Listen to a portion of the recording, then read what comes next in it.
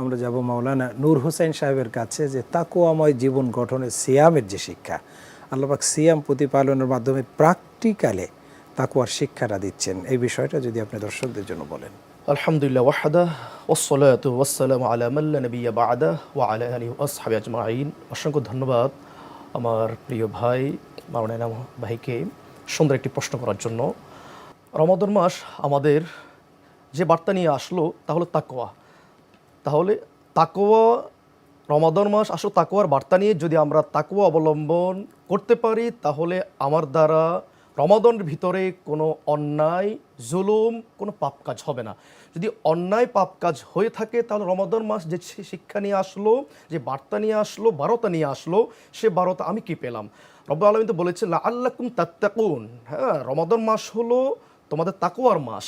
এই তাকওয়ার মাধ্যমে তোমরা তোমাদের জান্নাত করে নাও। তাহলে কিয়ামতের মাঠে রাসূল বলেছেন আল্লাহ প্রশ্ন করবেন, বান্দার কিছু দেখবে না, দেখবে শুধুমাত্র তাকওয়া ঠিক আছে কিনা, তার চেহারা, তার সম্পদ, সে কি ছিল, কি ক্ষমতা ছিল, কিছু দেখবে না, দেখবে শুধুমাত্র তার তাকওয়া আছে কিনা। ইন্নাল্লাহা লা ইয়ানজুরু ইলা সুওয়ারিকুম ইয়াওমাল কিয়ামাহ ওয়ালাকিন ইয়ানজুরু ইলা কুলুবিকুম ওয়া আমালিকুম। রব্বুল আলামিন বলেছেন তাকওয়া অবলম্বন করা জাতি, ব্যক্তি, সমাজ, দেশে যারা তাকে অবলম্বন করবে তাদের জন্য আসমানের দরজা, জামিনের দরজা বারাকা খুলে দিবেন। ওয়ালাউ আন্না আহলাল কুরা আমানু ওয়াত্তাকাউ লাফাতাহনা আলাইহিম বারাকাতিম মিনাস সামা ওয়াল আরদ। তাহলে তাকওয়া অবলম্বন করতে পারলে আমার জন্য বারাকার দরজা চতুর্পাশে খুলে যাবে। আজকে আমাদের ঘরে, আমাদের সমাজে, দেশে অনেক অট্টালিকা থাকার পরেও শান্তি নাই কেন? শান্তি নাই এই জন্যে আমাদের ভিতর তাকওয়া নেই, তাকওয়ার প্রচুর ঘাটতি হওয়ার কারণে আজকে আমার ঘরেও শান্তি, সমাজেও শান্তি, পরিবারও শান্তি, বাজার ঘাটে চতুর্পাশে শুধুমাত্র হাহাকার একটা অবস্থা। রমাদান মাস আমরা দেখতে পাই বিশ্বের বিভিন্ন দেশগুলো রমাদান মাস আসলে দ্রব্যমূল্য দামগুলো তারা কমিয়ে দেয়, মুসলমান যেন ইবাদত করতে পারে স্বাচ্ছন্দ্যবোধভাবে, আপনার এই পেরেশানে তারা থাকে। আর আমার দেশে দেখতে পাই, আমার সমাজ দেশে রমাদান মাস আসলে একটি ইসলামী ভালো দিবসগুলো আসলে আমরা বিভিন্ন দ্রব্যমূল্য দাম বাড়িয়ে দিই। তাহলে আমার তাকওয়া কোথায়? তাকওয়া, রমাদান আসলো তাকওয়া নিয়ে। আমি তাহলে যদি তাকওয়া অবলম্বন করতে পারি, আমার হাত দ্বারা, আমার মুখ দ্বারা, আমার পা দ্বারা, আমার দ্বারা কোনো অন্যায় কাজে হবে না। কারণ তাকওয়া তো হচ্ছে ওইটাই, আমি যখন একটি গোলাপ ফুল ছিঁড়তে যাব, ওই গোলাপ ফুলে কাঁটা থাকে, ওই কাঁটা যদি ফুটে যায় আমার হাতের মধ্যে, রক্ত ফিঙ্কি করে বের হয়ে আমি সেটা ব্যথা পাবো। আর যদি আমি সতর্কতার সহিত গোলাপ ফুলটা ছিঁড়তে পারি, তাহলে আমার এই হাতে কাঁটা ফুটবে না।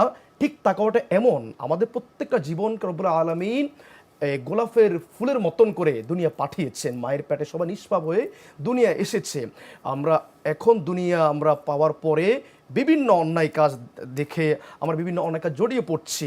এটা হওয়ার কারণ আজকে আমার সমাজ, আমার দেশ সব অনাচারে ভরে গেল। আমরা তাকওয়া অনেক দূরে থাকার কারণে আমরা শান্তি দিনে হারিয়ে ফেলতেছি। তাহলে শান্তি পাওয়ার আর রিজিক পাওয়ার, বারাকা পাওয়ার একমাত্র হাতিয়ার হলো তাকওয়াটা।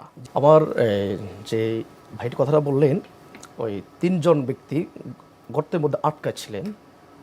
দ্বিতীয় ব্যক্তির কথাটা, ঈসা নবীকে তার গোত্রর প্রশ্ন করলো, হে নবী ঈসা, ইবনে হিশামের মধ্যে এই ঘটনাটা আসছে, মানুষের পাপ আত্মা দূর করার জন্য মাধ্যমটা কি? ঈসা নবী বললেন, মানুষের ভিতর থেকে যে খবিশ একটা নফস আছে, এটাকে দূর করার জন্য হাতিয়ার হলো তোমার দুইটা। সেটা কি? এক হলো দোয়া। দোয়া হচ্ছে মগজ। আজকে আমরা দোয়া করতে পারি না। আজকে আমার জন্য, সন্তানের জন্য আমরা দোয়া করি না। 2 নম্বর হলো আপনার রমাদান। তার রমাদান যে ব্যক্তি পরিপূর্ণ তাকওয়ার উপরে থেকে রমাদান অতিবাহিত করতে পারবে, আল্লাহ রাসূল বললেন ওই ব্যক্তি থেকে কি সেই খবিশ নফস দূর হয়ে যাবে, তার ভিতরে তাকওয়ার চাষ শুরু হয়ে যাবে, তাকওয়ার শ্বাস শুরু হয়ে যাবে। আর এখন তাকওয়া আমরা দেখতে পাই আল্লাহর কাছে সবচেয়ে ওই ব্যক্তি বেশি পছন্দনীয়। কোন ব্যক্তি?